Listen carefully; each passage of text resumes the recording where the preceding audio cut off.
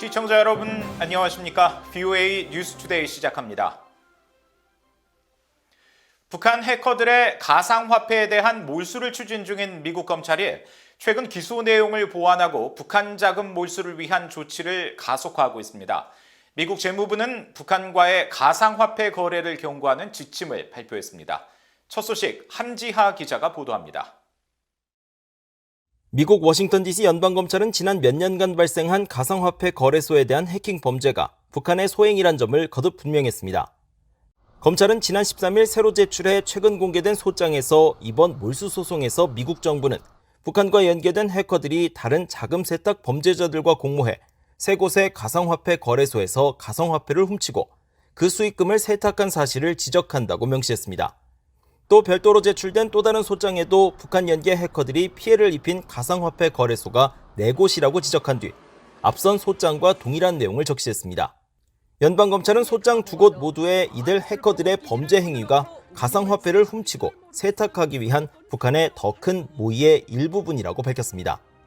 검찰은 지난해 3월 북한 해커들의 불법 수익금으로 추정되는 가상화폐 계좌 146개에 대해 민사 몰수 소송을 제기했으며 8월 별도의 소송을 통해 추가적으로 가상화폐 계좌 280개에 대한 몰수를 추진한 바 있습니다.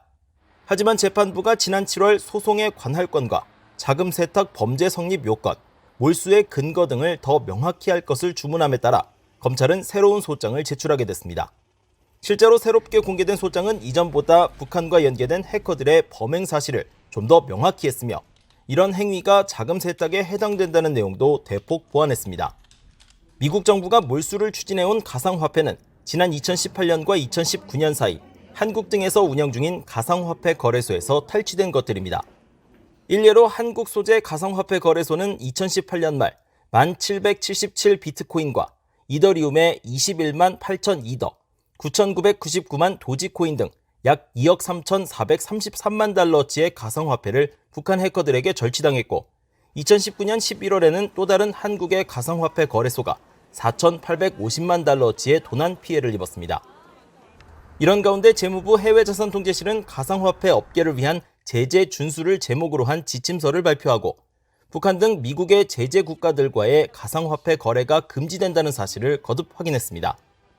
재무부는 또 가상화폐 거래 금지 규정과 별도로 미국인이나 미국 금융기관 등이 북한 등 특정 국가와 거래 자체가 금지된다는 점과 함께 미국의 제재가 북한의 가상화폐 활동과 관련된 개인과 기관을 대상으로 하는 경우가 늘고 있다며 주의를 당부했습니다. VOA 뉴스 함지하입니다. 미국과 한국, 일본이 북한 문제와 관련해 잇따라 협의를 벌이고 있는 가운데 미국의 북한 전문가들이 대북 정책 제언을 주요 매체에 기고했습니다. 북한의 완전한 비핵화를 확실히 해야 한다는 의견과 미국과 한국 두 나라 국민들은 비핵화를 대북 외교의 중요한 부분으로 생각하고 있다는 지적이 나왔습니다. 조은정 기자가 전해드립니다. 북핵 6자회담 차석 대표를 지낸 조셉 티트라니 전 국가정보국 산하 국가비확산센터 소장은 17일 미국 정치 전문 매체 더 힐에 실린 기고문을 통해 북한 비핵화를 확실히 해야 한다고 강조했습니다.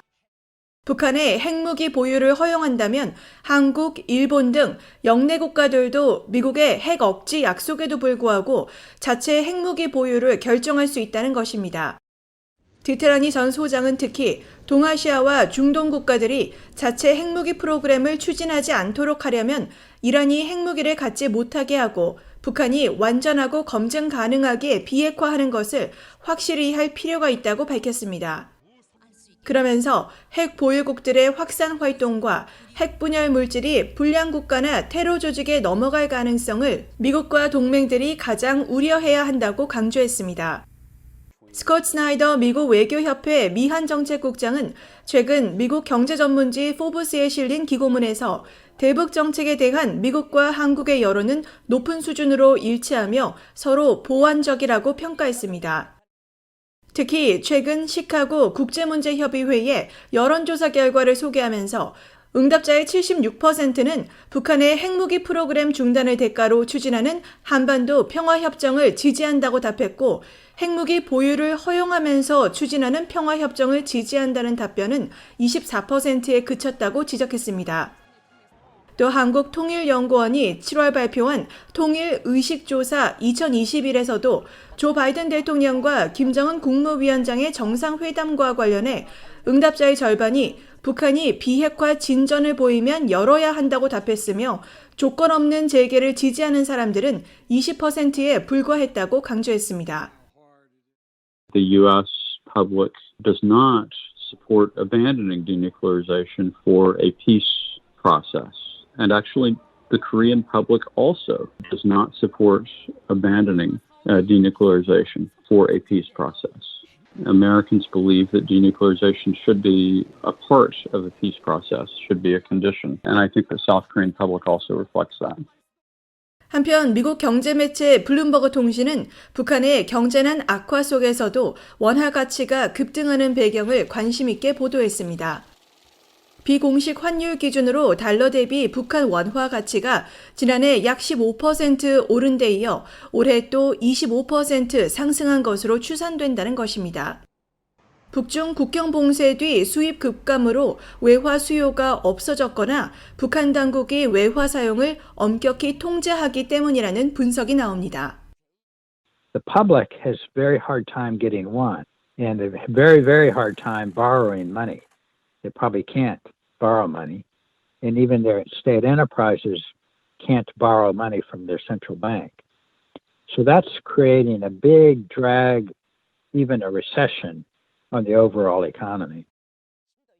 브라운 교수는 김정은 국무위원장이 통화 안정을 위해 줄곧 긴축 재정 정책을 펼친 것으로 보인다며 코로나 이후 국경 봉쇄로 수입이 급감해 원화 가치가 급상승한 것으로 분석했습니다. VOA 뉴스 조은정입니다.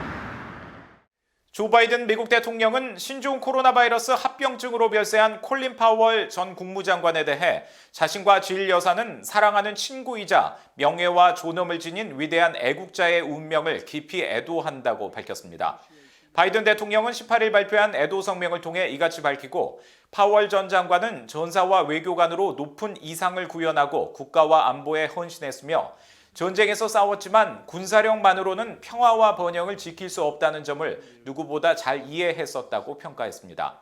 토니 블링컨 국무장관도 이날 애도 연설에서 비범한 지도자이자 위대한 인물을 잃었다며 고인은 자신의 지도력과 경험, 애국심을 최선을 다해 국무부에 쏟았고 미국에 대한 믿음을 멈추지 않았기 때문에 자신의 비범한 삶을 공직에 헌신했다고 말했습니다. 로이드 오스틴 국방장관도 연설을 통해 미국의 첫 흑인 합참의장, 첫 흑인 국무장관을 지낸 고인의 이력을 언급하며 그는 세계적으로 존경받았던 인물로 누구도 대체할 수 없을 것이라고 애도를 표했습니다. 미국 우주군은 한국 등과 우주 분야에서 강력한 파트너십을 구축할 것이라고 존 레이먼드 미국 우주군 참모총장이 밝혔습니다. 레이먼드 총장은 18일 한국 공군이 주최한 국제 심포지엄의 화상 기조 연설에서 신뢰할 수 있는 억제력의 핵심은 상호 신뢰와 공동 가치를 기반으로 하는 강력한 국제 파트너십에서 비롯된다고 말하고 오랜 미한 동맹은 이런 강력한 파트너십의 좋은 사례라면서 이같이 밝혔습니다. 그러면서 미국은 이런 파트너들과 함께 훈련하고 함께 새로운 역량을 구축하며 함께 운영하기 위해 협력하고 있다면서 경쟁이 심화되는 우주 영역에서는 깊은 수준의 협력이 요구된다고 강조했습니다. 레이먼드 총장은 이어 지난 8월 한국 공군과 우주 정책 협의체에 관한 약정서를 체결하고 인적 교류와 기술 협력, 정보 공유 등 다양한 군사 교류 협력을 더욱 강화하기로 했다고 설명했습니다. 지난달 북한의 대중국 수출액이 1,427만 2천 달러로 집계돼 신종 코로나 바이러스로 인한 국경 봉쇄 이후 최고치를 기록했습니다. 중국의 세관 당국인 해관총서가 18일 공개한 9월 무역 통계 자료에 따르면 지난해 북한의 대중국 수출액은 1,427만 2천 달러로 전달 624만 달러와 비교해 약 2.3배 늘었습니다. 이 같은 수치는 코로나 확산 이전인 2019년 월 평균 대중 수출 1,793만 3천 달러의 80% 정도까지 올라선 수준이며 코로나 사태 이후 북한의 월별 대중 수출이 1,000만 달러를 넘은 것도 이번이 처음입니다. 한편 북한의 9월 북중 교역액은 6,999만 달러이고 이 가운데 수입액은 5,562만 8천 달러로 지난해 7월 이후 가장 높았지만 코로나 이전인 2019년 9월에 각각 24%와 29% 수준을 보였습니다. 이상으로 VOA 뉴스투데이 마칩니다. 시청해주신 여러분 고맙습니다.